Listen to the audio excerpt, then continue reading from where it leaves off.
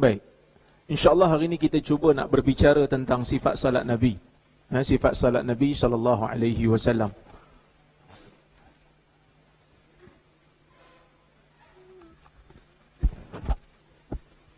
Bila kita berbicara tentang salat, sebenarnya setiap Muslim perlu untuk melaksanakan salat, dan ia adalah perkara yang sangat-sangat besar dalam Islam, yang mana ramai di kalangan para ulama-ulama ahli sunnah menulis buku yang khas berkaitan dengan salat. Antaranya Imam Ahmad bin Hanbal menulis kitab As-Salah, membawa hadis-hadis yang berkaitan dengan salat. Begitu juga Al-Fadl bin Dukain juga menulis kitab As-Salah. Begitu juga Muhammad bin Nasr Al-Marwazi menulis kitab Ta'zim Qadri Salah. Kesemua mereka membawa riwayat-riwayat daripada Nabi, riwayat-riwayat daripada salaf untuk bercerita tentang kepentingan salat. Maka sebab itu kita lihat, walaupun Islam sudah sampai ke negara kita ni, boleh kita katakan beribu tahun ataupun beratus tahun, tetapi perbincangan tentang salat itu masih berlaku, kerana ada di kalangan kita yang kadang-kadang tak berapa nak mahir lagi hukum hakam salat. Saya bulan puasa baru ni, saya rasa macam tak apa nak tak syok berdiri. Boleh ni ya?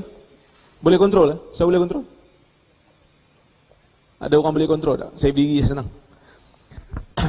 Baru ni bulan puasa. Bulan puasa baru ni saya salat di Ipoh. Sebab saya balik kampung nak raya kan. Salat isyak sebelum salat tarawih. Dah lama dah saya tak salat kat masjid tu. Sebab bila balik penuh dengan kuliah, pergi masjid lain. Kebetulan orang semua nak raya, iman hari raya datang, iman kuliah berkurang. Jadi orang tak nak kuliah sangat lah. Orang nak salat tarawih dan nak sambut raya. Saya salat isyak di situ. Imam tu imam yang baru dilantik oleh masjid. Suara saya clear ke belakang? Clear Baik. Bila saya salat di belakang imam, salat isyak, imam ni diterlupa tasyahud awal. Dia terlupa tasyahud awal. Dia bangkit terus, dia berdiri tegak. Bila imam dah berdiri tegak, kita makmum kena buat apa? Kita makmum kena ikut.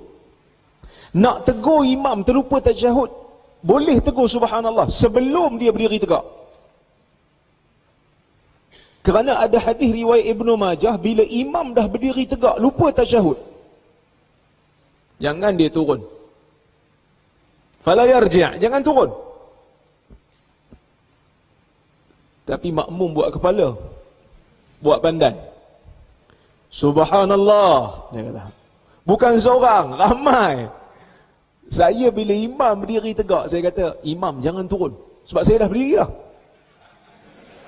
Saya harap dalam jiwa saya kata, dalam hati saya kata, jangan turun. Tapi oleh kerana majoriti suruh turun, maka imam tak pakai kuasa veto, dia turun. Bila imam turun, apa jadi?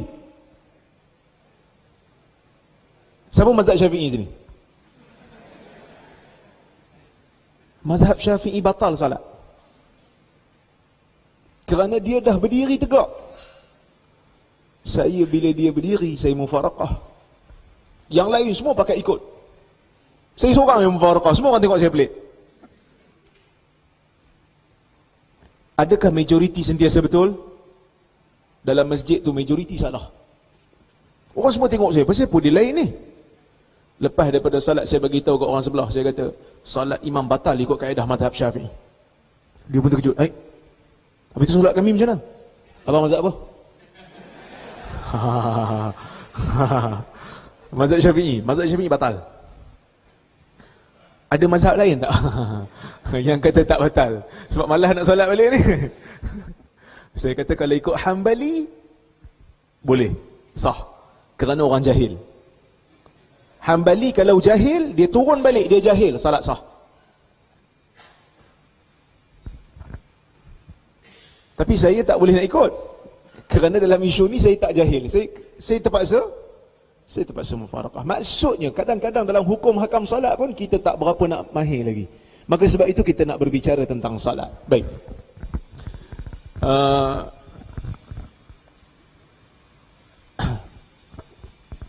Boleh? Tolong ni. Saya tak bawa pointer tu, saya terlupa. Patutnya saya bawa pointer. Baik. Hukum persyaratan salat berlaku pada malam Isra' dan Mi'raj, ini semua kita tahu. Bukanlah bermakna sebelum daripada malam Isra' dan Mi'raj tu Nabi tak salat. Nabi salat. Nabi salat pada waktu pagi dan Nabi salat pada waktu petang. Tapi berapa rakaat tidak diketahui dalam riwayat yang sahih. Cuma yang kita tahu, salat yang Nabi lakukan sebelum daripada Isra' dan Mi'raj, bentuknya 1 kali rukuk, 2 kali sujud. Macam kita. Macam kita salat hari ini. Cuma berapa rakaat? Wallahu ta'ala a'lam. Tidak diketahui seperti mana yang disebutkan oleh penulis. Okay, next. Next. Baik. Definisi salat ni saya rasa semua pakat dah tahu belaka, iaitu perbuatan dan perkataan yang tertentu dimulai dengan takbir, disudahi dengan salam. Maka kalau kita tengok dalam empat mazhab pun itulah ta'rif mereka. Maksudnya salat ini bermula dengan takbir. Bila kita takbiratul ihram, maka bermulalah salat. Baik, next. Itu dalam istilah lah, dalam bahasa sebenarnya banyak lah. Ada yang bermaksud doa, ada yang bermaksud minta rahmat. Itu yang kita kata Allahumma salli ala Muhammad. Selawat tu. Selawat tu bermaksud daripada perkataan salat. Baik. Kemudian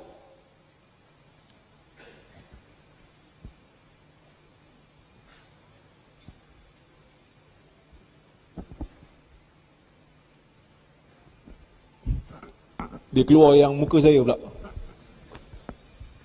Tak apa.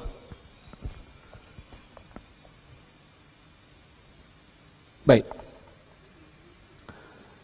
Hukum meninggalkan salat.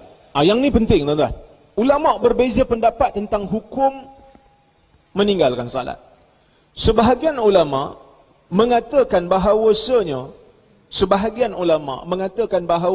orang yang meninggalkan salat dengan sengaja kafir. Dia tinggal salat dengan sengaja. Orang siapa tak salat, malah kafir. Sebelum daripada tu kita kena tahu, ulama tidak berbeza pendapat tentang orang yang tinggal salat dalam keadaan dia ingkar kefarduan salat. Katalah satu orang dia ingkar kefarduan salat, yang ni sepakat ulama kafir. Macam mana ingkar kefarduan? Orang kata pasal tak salat. Salat bukan wajib pun. Bila dia sebut macam tu, kafir. Sepakat para ulama. Tetapi orang yang meninggalkan salat disebabkan oleh malas. Pasal tak salat? Belum sampai suruh. Contoh. Belum sampai suruh kan? Yang ni kita katakan ulama berbeza pendapat. Sebahagian ulama mengatakan orang yang meninggalkan salat dengan sengaja dalam keadaan dia malas, dia menjadi kafir. Kerana ada hadis daripada Nabi SAW yang mengatakan perbezaan antara kita dengan kufur. Bainar rajul wa bainal kufur tarkus salah. Pembatas antara kita orang mukmin dengan kufur adalah meninggalkan salat. Maka siapa yang meninggalkan salat dengan sengaja, dia jadi kafir. Pandangan ini, kata penulis, adalah pandangan majoriti golongan salaf daripada kalangan tabi'in. Inilah pandangan yang dinukilkan daripada Ayub As-Sakhtiyani dan juga tabi'in yang lain. Inilah pandangan yang glamour di sisi ulama-ulama salaf. Tetapi bila masuk zaman kemudian, majoriti ulama, bahkan majoriti mazhab fiqh mengatakan orang yang meninggalkan salat dengan sengaja kerana malas, dia tidak menjadi kafir selagi mana dia tidak ingkar kefarduan salat. Selagi mana dia tak ingkar, maka dia tak kafir. Cuma dia fasik. Pandangan ini ada asal juga di sisi salaf, iaitu pandangan Az-Zuhri, Ibn Shihab Az-Zuhri. Yang mana Az-Zuhri ketika mana ditanya, dia kata tidak menjadi kafir. Maka pandangan ni glamour di zaman kemudian. Sebab itu ulama-ulama mazhab, majoriti kata tak kafir, tetapi ada satu mazhab di kalangan 4 mazhab ni, satu mazhab Hanbali, satu riwayat daripada Imam Ahmad mengatakan orang yang tinggal salat dengan sengaja, walaupun dia malas, walaupun dia tak ingkar, dia kafir. Dia kafir. Walaupun begitu, tuan-tuan, tidaklah bermakna bila disebut salat ni bila tinggal sengaja tak jadi kafir, taklah bermakna mazhab-mazhab yang lain ni tak ambil berat. Tuan-tuan buka dalam kitab fiqh mazhab Syafi'i, dikatakan siapa yang tak salat, imam ataupun khalifah ataupun pemimpin sebuah negara, boleh ambil ta'zir, boleh hukum dia, boleh pancung kepala dia. Tapi bukan tuan-tuan lah, pemerintah. Maksudnya mazhab Syafi'i juga dalam masalah ni sangat-sangat serius, kerana salat ini merupakan perkara yang besar dalam Islam yang datang selepas daripada syahadah. Baik, kemudian daripada itu, pandangan yang kedua, pandangan daripada Ibn Syihab Az-Zuhri juga Hamad bin Zaid. Kenapa dia terbalik? Baik, mutaakhirin memilih pandangan ni. Ibnu Hibban, At-Tahawi, Ibn Abdul Bar dan Ibn Qudamah juga memilih pandangan ni, yang mengatakan orang yang meninggalkan salat, walaupun dia tidak mengingkari, dia kata tak kafir lah. Dia tak kafir, dia cuma fasik. Baik. Kemudian daripada itu, pandangan mazhab 4, yang ni saya dah sebut tadi. Kemudian daripada itu, baik, siap.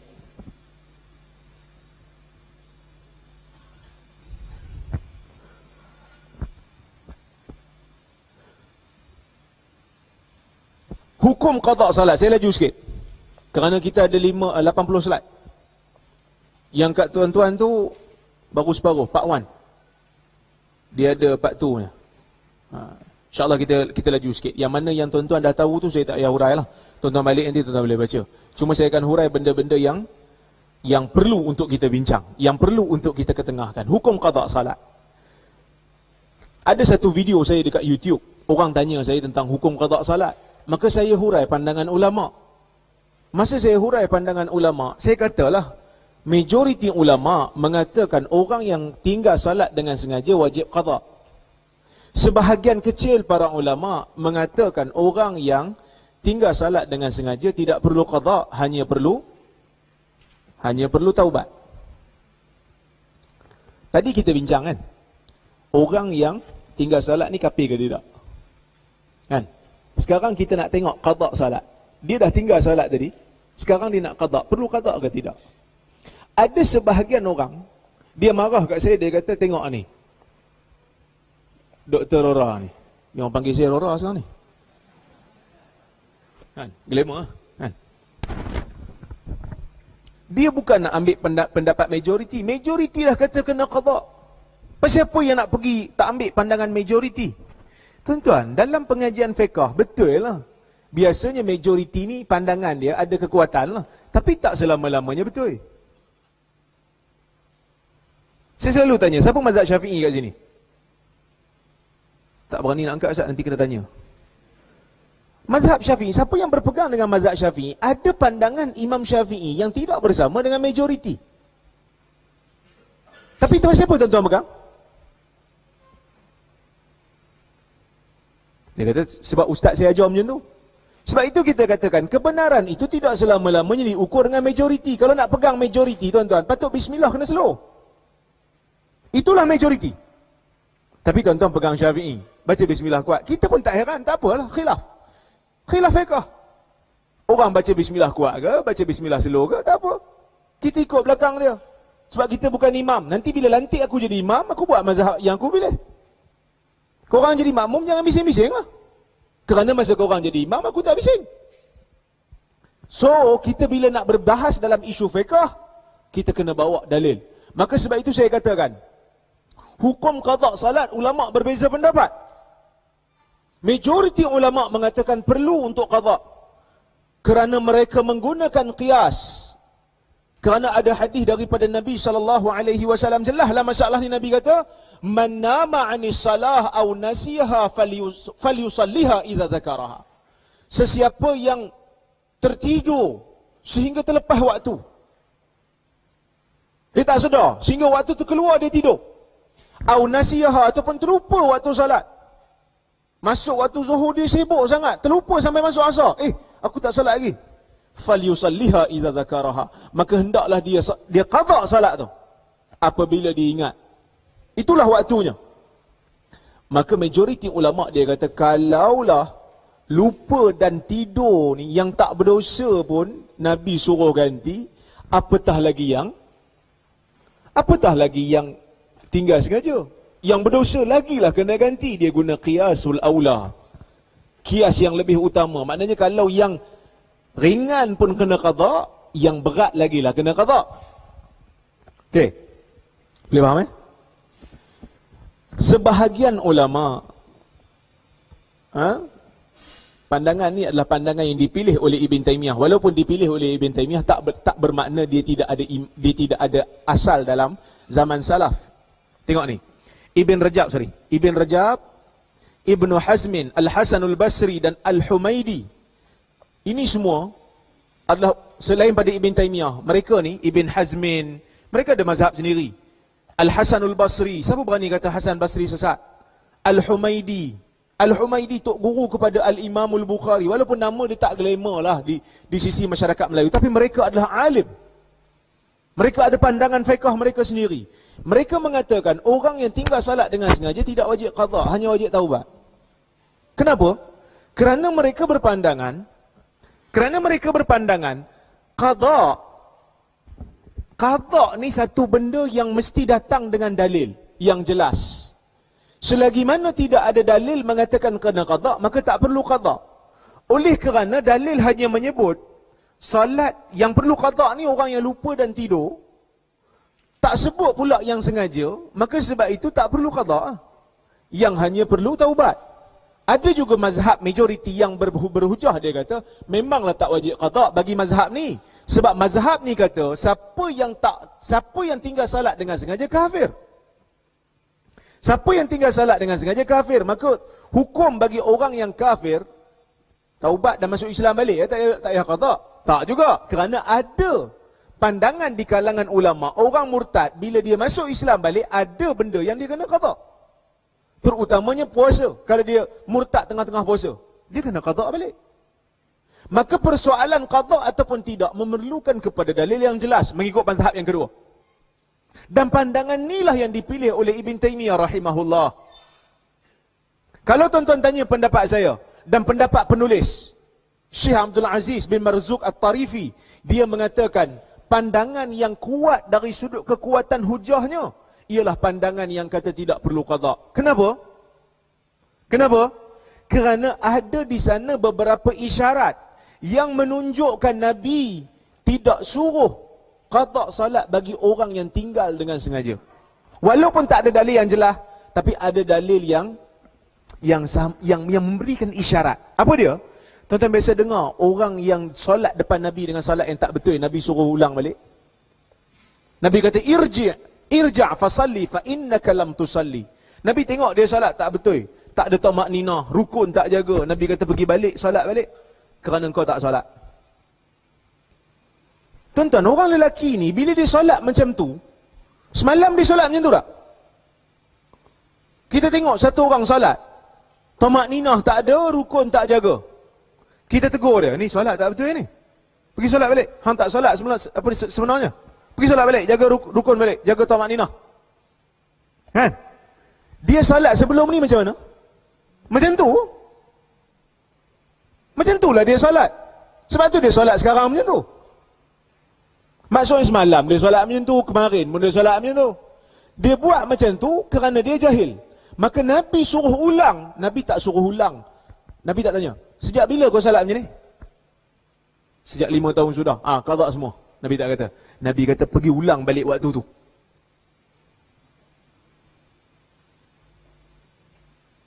Maka sebab itu, orang yang dia solat tak betul ni, solat tak sah. Nabi kata fa innaka lam tusalli, kamu tak solat sebenarnya. Solat tak sah, patutnya kena qada ke tak?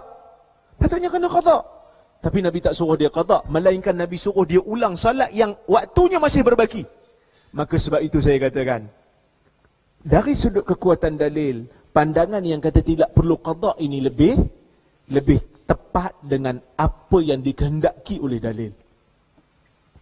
Tapi Ustaz, saya nak mazhab majoriti juga. Tak apalah. Kerana benda ni khilaf pun. Cuma saya tak nak, bila tuan-tuan, kita bila pegang satu pandangan dalam fiqh, kita kena konsisten. Kena konsisten. Jangan main tukar-tukar bila kena tang kita. Bila kena tang orang, tak boleh tukar. Kita tak apa. Yang ni kita tak mau. Macam mana? Dia kata, Ustaz mengajar taharah mazhab Syafi'i kata, bila tangan kena simen, betul-betul kena tang anggota wuduk dekat lengan, contohnya bersimin, berbalut, luka apa.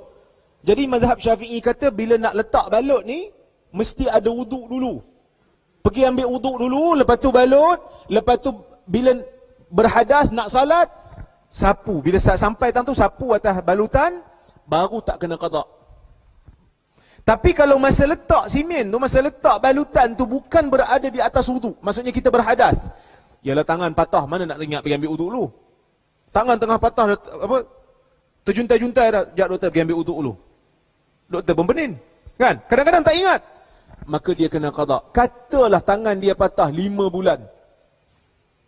5 bulan tangan, bersimen tangan. 5 bulan.